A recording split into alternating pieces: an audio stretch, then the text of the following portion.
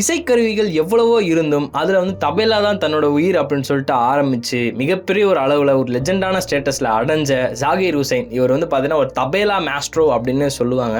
So அவர் வந்து பார்த்தீங்கன்னா பண்ணாத விஷயங்கள் கிடையாது. எக்கச்சக்கமான இடத்துல வந்து அவங்களோட கை விரல்களாலையும் அவங்களோட தபேலாலையுமே வந்து எக்கச்சக்கமான விஷயங்கள் பண்ணியிருக்கிறாங்க. அண்ட் முக்கியமாக வந்து பார்த்தீங்கன்னா சமீபத்தில் வந்து பார்த்தீங்கன்னா அவர் கடைசி ஒரு சில நாட்கள் வந்து ஐசியூவில் இருந்திருக்கிறாரு. அண்ட் அது மட்டும் இல்லாமல் இப்போ தான் வந்து ஒரு விஷயம் நியூஸாக வெளியே வந்திருக்குது. என்ன ஒரு விஷயம் அப்படின்னு சொல்லிட்டு பார்த்தீங்கன்னா 73 வயதான அந்த கிரேட் ஆர்டிஸ்ட் வந்து பார்த்தீங்கன்னா ட்ரீட்மெண்ட்டு பண்ணிட்டு இருக்கும்போதே வந்து உயிரிழந்திருக்கிறாரு சான் பிரான்சிஸ்கோ அமெரிக்காவில்.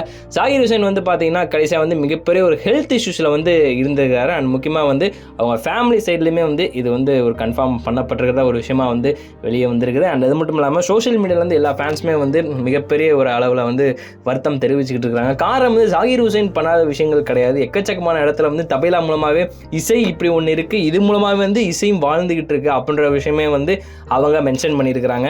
முக்கியமாக வந்து இவர் தபேலா மட்டுமே வாசிக்கிறவரா அப்படின்னு கேட்டிங்கன்னா அதுவும் கிடையாது. அவர் ஒரு ஆக்டர், ப்ரொஃபஷன் வைஸாகவே வந்து பார்த்தீங்கன்னா அவர் ஒரு ஆக்டர். அண்ட் அது மட்டும் இல்லாமல் 12 படத்துகள் கிட்ட வந்து இப்போ வரைக்குமே பண்ணியிருக்கிறாங்க. அண்ட் அது மட்டும் இல்லாமல் வந்து அவர் 3 வயசுலேருந்தே வந்து தபேலா வந்து வாசிக்க ஆரம்பிச்சாராம். ஸோ ஒட்டுமொத்தமாக வந்து இதுக்கப்புறம் அந்த தபேலா சத்தம் வந்து காதுகள் கேட்டாலும் அதை தட்டுறதுக்கு ஜாகிர் ஹுசைன் இருக்க மாட்டார் அப்படின்ற விஷயம் வந்து எல்லாருக்குமே ரொம்ப தெரிஞ்சிருக்குது. அது வந்து மிகுந்த வருத்தமாகவும் இருக்குது இப்போ வரைக்குமே. ஸோ நம்மளோட ஒன் இந்தியா சார்பாகவுமே வந்து ஆழ்ந்த இரங்கலை சொல்லிக்கிறோம்.